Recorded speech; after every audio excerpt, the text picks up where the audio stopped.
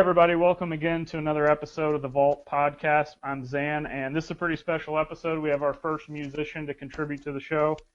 Tonight, we've got the lead singer and lead guitarist for Hessian Crucible, Brandon Dorsey. Brandon, how's it going? Great. How are you?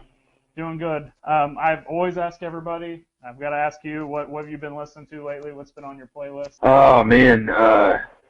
So many things. A lot of Black Sabbath, mainly the Ozzy albums. Been listening to Master of Puppets a lot here recently. That's another one of my all-time favorites. Been on an In Flames kick for a while. Old In Flames, whenever Jesper Stromblad was still in the band. Mm-hmm. But pretty much that's it. I mean, a lot of stuff with guitar solos. I like solos a lot. Since you brought up Black Sabbath, I'll ask you, because this is something that a lot of people don't even talk about. Are you a fan of the other Sabbath albums without Ozzy? You know, I don't like them. I do. It's just that, I have a kind of a fondness for the original lineup. I mean, to me, like, the very first Black Sabbath album is about as good as it gets. I mean, the rest of them are great, don't get me wrong. It's just that was my favorite one. And it's kind of more bluesy and different feel to it. But, I mean, I like Dio, Sabbath, and then some of the other ones, too. They're not bad, Yeah, I just prefer Ozzy, One of my favorite ones was when they had Ian Gillan from Deep Purple for that one album. That's what was that? Was that Technical Ecstasy, or? I think Born Again. Was it Born Again? Or I'm gonna look it up. I know what we were talking about. I'm not too familiar with the album, but yeah, I mean, the stuff I heard off of it wasn't bad at all. He's obviously a great singer. It's Born Again. That's the name of it. I have the vinyl, and I kind of bought it on a whim one day because I bought it like years ago, and I didn't even know that Sabbath had him for a singer for the one album. I was like, holy cow, I got to check this out. So yeah, it's really that's probably a pretty rare album. I mean, that's pretty awesome. You have that. Yeah, no, I don't know why. No, there's the ones without Ozzy. It's usually either people like them or hate them. So that's why I figured I'd ask. But oh yeah, no, I run across people that are Dio fans, hardcore, and don't like the Ozzy stuff, but that's just my own personal preference, and it's mainly just because I think I like a lot of the riffs and stuff. Yeah. That Tony was using back then. Think of how many of the Sabbath clones we have today that, they sound just. There's so many new bands that sound just like Black Sabbath, and. Oh yeah, totally. Yeah, I call them Sab worship. Yeah, Sabbath worship, Sabbath clones. I do the exact same thing, and to me, I'd rather hear a bunch of new bands coming out sounding like that than a bunch of wannabe hardcore breakdown bands. Oh, totally, yeah. I mean, long live the riffs, I mean, that's what it was started from, and I mean, it's cool that's kind of like became a underground type, genre, I mean, and what made it's been going on for years. I mean, even Candlemass and bands like that, definitely had a Sab worship approach to their writing, which, I mean, I love that. You're the guitar player of Hessian Crucible. Let me ask you, when you're listening to music, are you gravitated more towards something like the riff like that, or are you gravitated more towards technical ability? It's a little bit of both. I mean, I don't necessarily have to have something that's technical to enjoy it. I see the beauty and simplicity. But I mean, a solid riff is going to get me every time. I mean, if it's got a groove to it, and it has a kind of a organic feel, I guess would be the word. But I mean, I'm definitely going to dig that. Yeah, I'm the exact same way, and it's just sometimes you talk to people, and especially in progressive metal or technical death metal or any of that kind. There's all those other subgenres that I'm not even going to get into, and a lot of those people don't even want to give some of these new bands a chance because they just sound like Black Sabbath. So. Yeah.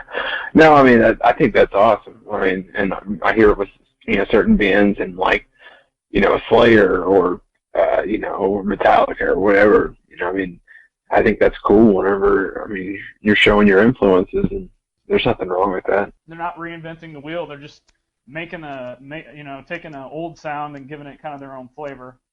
Yeah. I mean, not letting it die.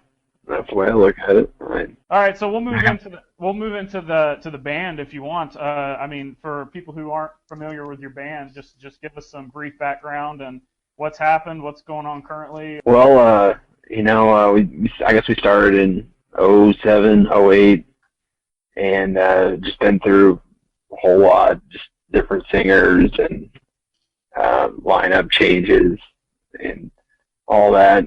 And I guess about 7 months ago, Sam got a hold of me again. Sam's the original drummer, and wanted to, meet up. We got together and kind of hashed some stuff out, and just decided to get back at it. And he got his brother on board. His brother Joe is the original bass player, and we started jamming again, just writing music, basically just getting stoned and riffing out. And we started writing some new stuff, kind of going over the old stuff a little bit here and there too. But pretty much we've just been writing for like the last at least 6 months now. We just finished up one of the songs the other day. We're hoping to play it at our next show in April, but it's called Human Head. And it's pretty awesome. Kind of a short just tribute to death metal. So I've seen you guys, I think, like 3 or 4 times. Like even before I started talking to you, or you were, you were working with Ominous Conception, when you stepped in to fill in for them. Any of that, like I saw you guys way beforehand, and you always stood out because I would show up to the local shows, and all of a sudden there's a death metal band in between all these hardcore bands, and like I would see you guys play like, second, third, fourth on the bill, and then like all the rest of the band suck. I'd just leave. Well, yeah, I mean, we definitely played a lot of shows with hardcore bands. We're just playing metal. I mean, that's what we're into. We don't try to make it sound like any certain way. I mean, I just look at it as there's really no rules in it. I mean, you can sound however you want to sound. It usually just comes out like a bunch of noise, and we're just trying to sound as heavy as possible. And you guys have definitely delivered it. Another thing I was impressed with was your EP. When I first heard it, I got a copy from you, and I was overly impressed with the production of it. Most local bands that I've checked out, their production is always really, really terrible. And you guys, like, I think it carried over, the heaviness of the live show carried over really well to the album. It's awesome. Thank you. Yeah, no problem. Do you guys have any of those copies left to sell, or are you just kind of, pushing that aside and moving forward? Well, we've got quite a few. Whenever we got back together, they had the other 2 guys had a stash of them themselves, so we've kind of put them together. We probably got 100 or so copies, maybe a little bit more. And they're always for sale, but most of the time we'll just give it to you. I mean, we're not trying to make any money off of it. Rather just give it away. It's just like basically, if anybody's listening to the show and you want a copy, email us or hit us up on Twitter or Facebook, and we'll get together with Brandon or the guys, and we will somehow work out to get you a copy if you want to buy one or whatever. All right, so moving on. Do you have anything else you want to talk about as far as Hessian Crucible goes, as far as the band, or anything else you want to get out there? People want to visit the SoundCloud page. That's always good for us. We're going to try to start keeping it more updated, putting some newer stuff on there. Hopefully, we're going to get some of these new songs recorded because they're monsters. I want to be able to hear it myself instead of having to play it while I hear it. Yeah, I get that.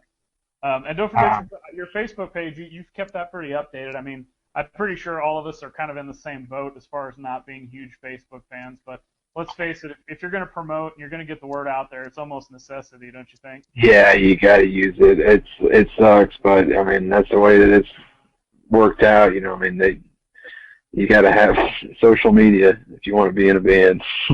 Yeah, or if you wanted to promote anything like this website. I mean, I started really pushing this website on Facebook, and people have really taken to it. And I think one, you said that earlier that you guys aren't trying to sound like anything specific, and that's exactly what we're trying to do on this website. Is just throw all kinds of genres at people, and if you don't like it, fine. If you like it, fine. But we're not trying to.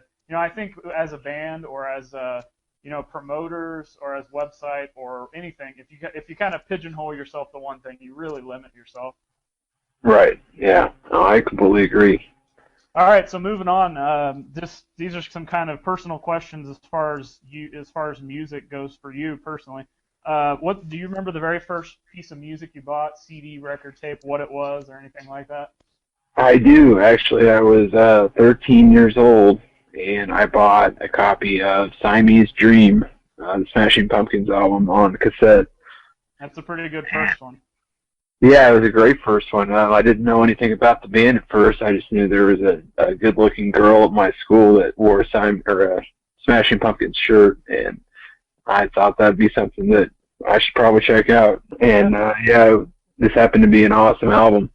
Yep, and it's one of those, sometimes you listen to those. I would say maybe the first couple years you're really getting into music, you can look back at some of those bands and you don't think they suck, but you're not really into them, But that's an album that I think still sounds awesome today.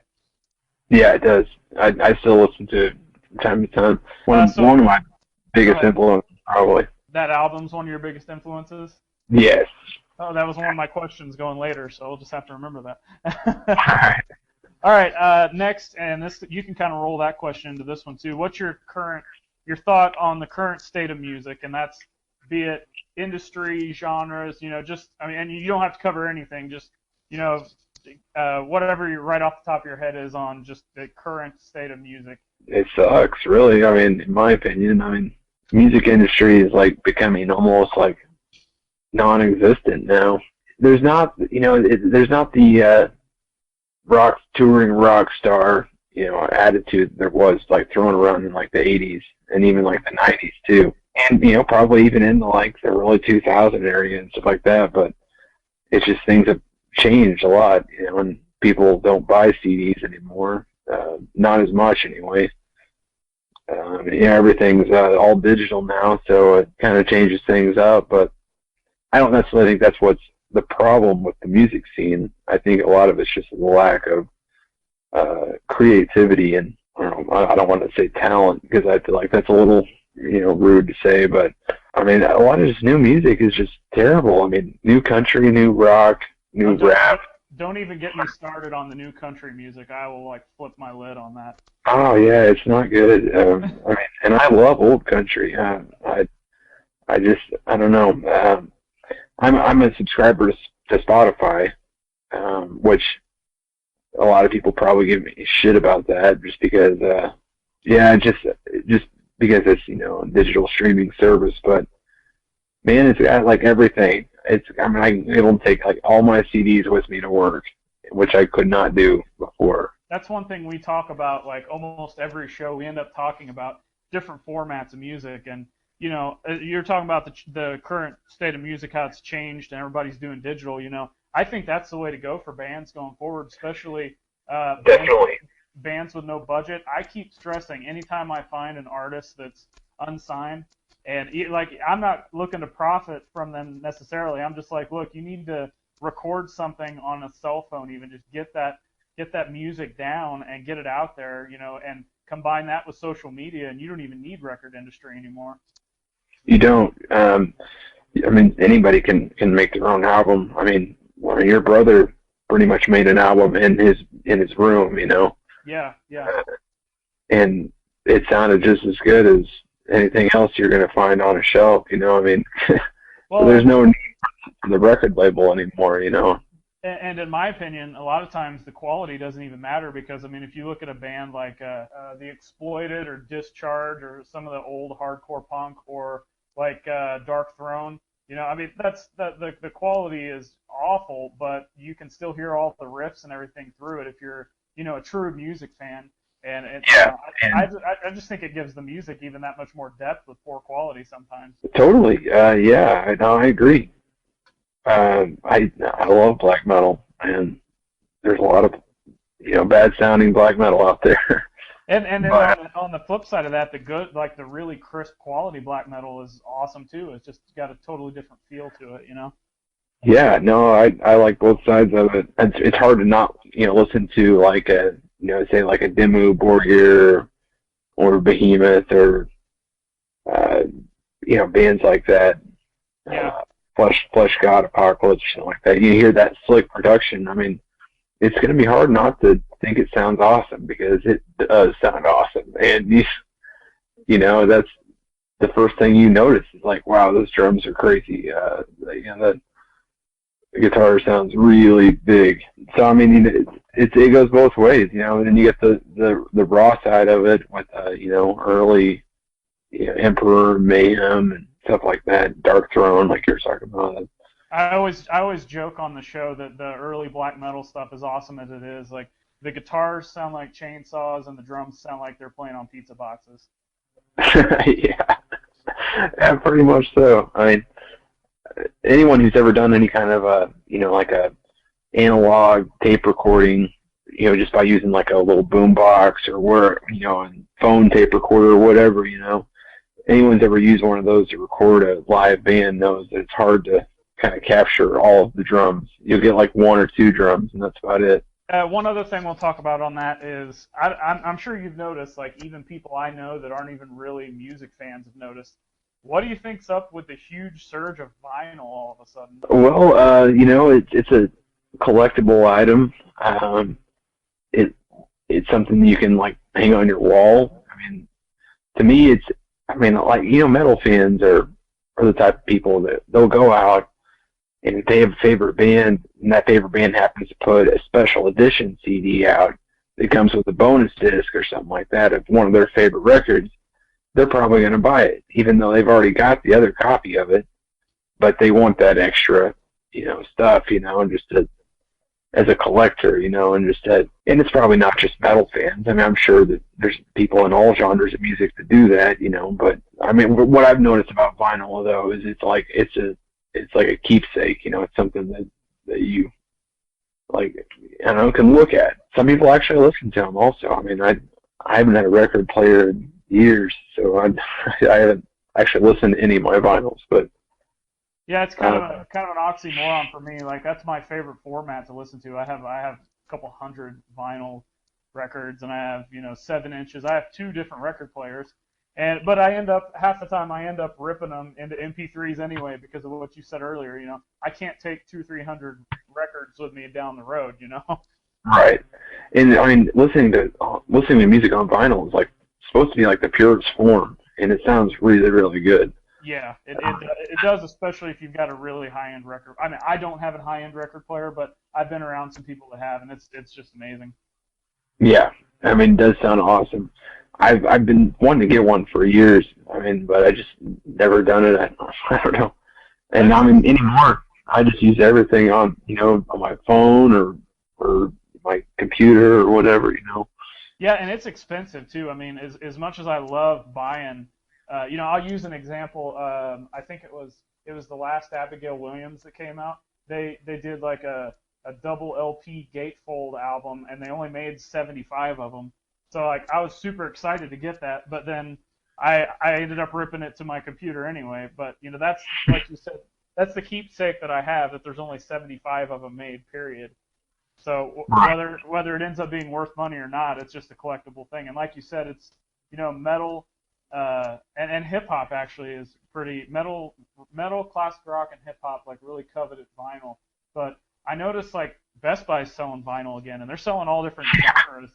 So I mean, people, it's just crazy. Like I read a statistic, like I think the 2014 was the highest year of vinyl sales in like 18 years or something like that. Yeah, I read that too, and a lot of bands are really doing well off of it. I mean, I find it hard to believe that they're going to make the amount of money that they would off of CDs and digital sales with their vinyl, but that's another thing. I mean, it just kind of it's like something for the fans. I mean, it's like kind of a reward, for liking a band. Like check this cool piece of art out. It's a picture disc and all that stuff like that. I mean, it's just cool to have vinyl. Yeah. I've got several, and I don't even have a record player. Yeah, and another thing on that, like I've said before, I've started going back and buying CDs. Like I bought a couple weeks ago, I bought like 4 or 5 CDs on eBay for the price of what I could pay for one really good record. So there's all different ways to look at it. So Right. we'll move on to the next question, which is, what is your favorite and least favorite genres? You don't have to get technical with this. We're not genre Nazis or anything. You just call it like it is. So, what do you got? Favorite genre of music? I mean, I guess I'd probably have to say metal. I mean, it's kind of a toss-up between classic rock and metal because I love classic rock. Yeah, it covers. It's an umbrella that covers so much stuff. Yeah, very true. I'm pretty picky when it comes to metal. What I listen to, but there's nothing that really fires me up like a good metal song. All right, so what's your least favorite then? Well, the least favorite, I mean, it's going to be like a toss-up between new country, new rap, and new rock. Probably new rap. I hate that the most, I think. Not all new rap, I guess, just certain artists really get under my skin. Yeah, I hear you. People are going to get tired of me talking about this, but I guess my only argument with that, like for my perspective, would be that like in some of the new rap, like I don't have a clue what they're talking about. It's just like a bunch of. To me, a lot of times, if especially like death metal or black metal or rap, a lot of times the vocals are another instrument. Does that make sense to you? Yeah, totally. Okay. So a lot of times that's how I view the new rap stuff. Like it's not that great, but it's just kind of there. But like the new like country, especially like the bro country stuff, like you can't help but hear some of these lyrics, and it's just absolute ludicrous. I mean, every song is about a small town and sitting on a tailgate, and it's just stupid. Yeah, it's almost like they're designed by some, like I picture like a telemarketing office like we have in Springfield, but it's just a bunch of people writing songs, like country songs. Oh, I could almost guarantee you that's what it is. Then they got people calling in, like wanting to buy these songs, and they're like, "Yeah, I got this one for you. Here it is." And I just always picture that's the way it goes now. I'm sure it's probably not, but I bet you it is. 'Cause, I mean, that seems to be where all the money, like people are buying that stuff up left and right. I watched a news type special on it. I guess millennials are buying it up like crazy. That's like one of the most popular forms of music there is right now. Oh, wow. Yeah, it's pretty sad. All right, last question, and this one you can drag out as long as you want.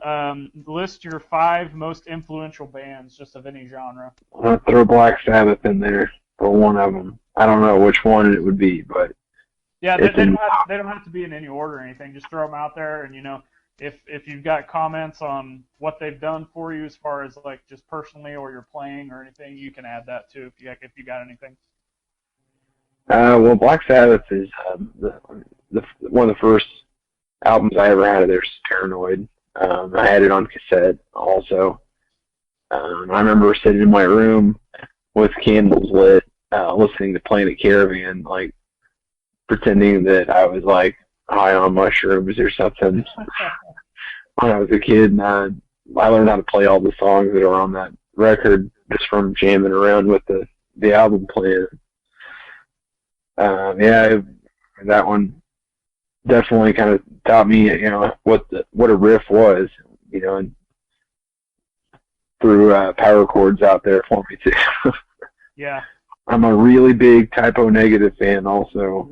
Huge favorite bands. I mean, I hold them very close to my heart. That band I've been into, well, I guess probably since I was like 14 or 15 on that one also. October Rust was out at the time, and I just got that one and Bloody Kisses, and been in love with them ever since. Seen them a couple times live.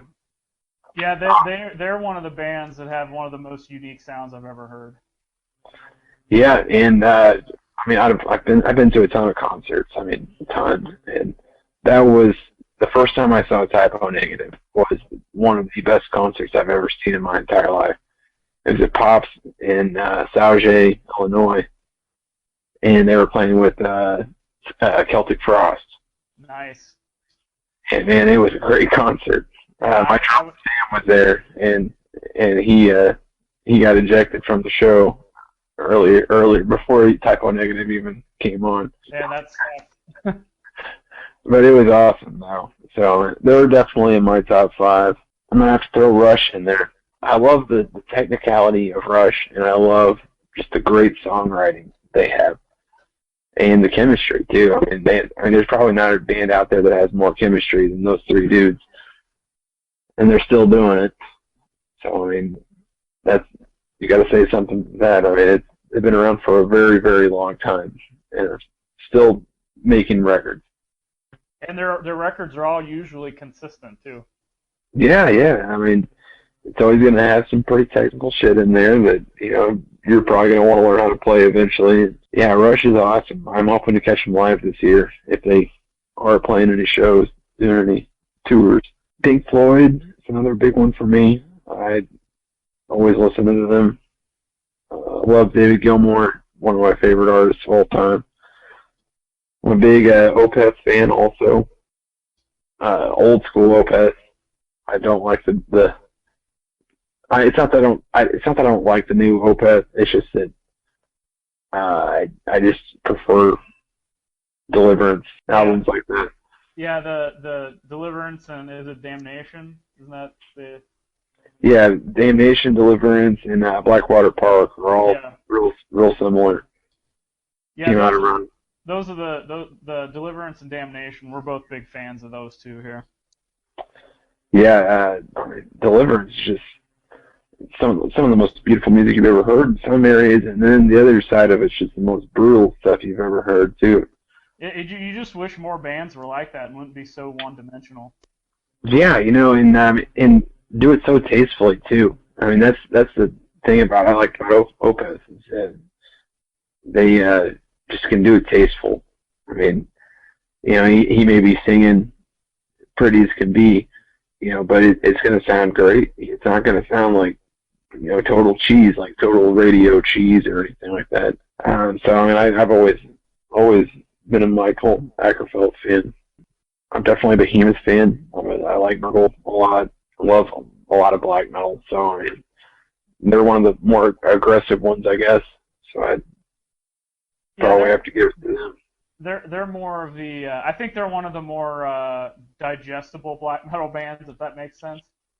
Yeah, and I mean, and some of their older stuff is. I mean, it's terrible recordings also, and it sounds like it's like recorded with a cassette deck, in a hallway somewhere.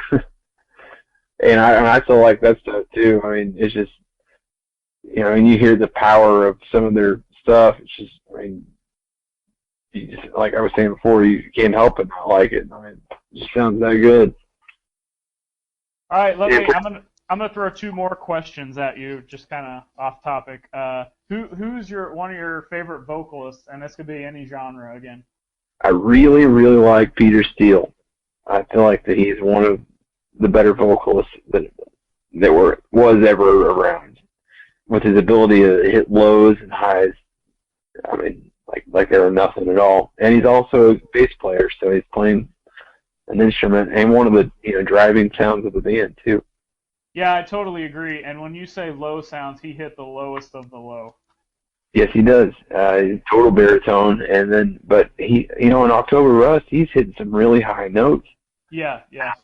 Or even hard for someone like a little guy like me to hit, And his bass tone is something I haven't. There may be somebody out there that's got a comparable tone, but I have yet to hear it. Yeah, I mean, I don't know who it would be. I think they had talked about trying to do a few shows, with a different singer at one point in time. I don't know if it was just rumors or what, but I think they were talking about like Glenn Danzig trying to do it. That I would definitely want to check that out because I like Danzig, but that'd be tough, If anybody could do it, he could probably do it. I would think so. He would still have problems with the lows that Peter hit, but yeah. As for the singing part of it, though, I think that Glenn Danzig could probably nail it. All right, so we'll end the show on this last question. You're talking about all the concerts you've went to. What do you think's probably like your favorite concerts you've ever been to, and then if you've got any like hilarious concert stories or anything like that. Well, that Typo Negative was definitely one of my favorites. It probably, if I had to narrow it down, that would probably be my favorite one. But I went to see Behemoth with Greg Vance one time, and that was a lot of fun. We got to meet Nurgle and all the guys from the Devil's Blood, and there's that one band, In Solitude, that was there. In Solitude, I love those guys. It's like the most modern version of Merciful Fate you can get. Right, yeah, and they were awesome live too. We got to meet all of them. They were really cool. So that was a great show. I just got to. I mean, anytime you get to meet one of your favorite singers of all time, I mean, it's going to be a good show for you. Yeah. And I got to have a conversation with Michael Ackerfeld whenever I saw Opeth the last time. That's awesome. And met the entire band there too. Actually, I don't know if it was a good idea or not, but Nurgle and Michael Ackerfeld, I gave them both copies of my band CD, which I'm sure they probably just threw it away as soon as they left. But they liked the artwork on it, and they commented about that. Both of them did. You never know. I mean, I think you'd be surprised sometimes. Like some of these bands, I think, are probably music addicts just like us, and you never know when they'll stash those things away, even if you never hear back from them. Right, and that's the reason why I gave it to Michael Ackerfeld, because I knew he was a collector of music. I'm sure he's probably looking for more vinyl, and I think whenever I met him, he was probably in his, I guess, the outro of his metal years. Uh-huh. He doesn't seem to really like metal anymore, but Nurgle, he really seemed to like the album artwork on it. He made a few comments about it, so that was really cool. Have you met quite a few different bands, and if so, have you ran into any that have that awesome 80s rock star attitude? Well, man, I got to party with Superjoint Ritual in like 2003, and I mean, I guess that was a long time ago. So I mean, hung out on their bus, and I mean, it was Phil, Hank III, Jimmy Bowers, Kevin Bond, and I think that was it. I think the other guy wasn't there, but yeah, we had a great time. I mean, those guys were awesome. One of the coolest experiences I ever had. So no hilarious concert stories or anything that's just outlandish? Well, I've got a ton of them actually, but just think of like one in particular. I guess I went to go see Death Clock one time, and I was pretty pumped up about that. I'd never seen a cartoon metal band before, and they were headlining a show with like Mastodon and 3 Inches of Blood and Converge. You just listed those three bands, and to me, like, it's hard for me to picture Death Clock headlining that. Yeah, exactly. But man, I'm telling you, it was that was an experience. My friend had given me a questionable pill. I'm not going to get into what it was, but anyway, I took this said pill and got really messed up. And I remember being in the mosh pit for all the bands, having no problems whatsoever.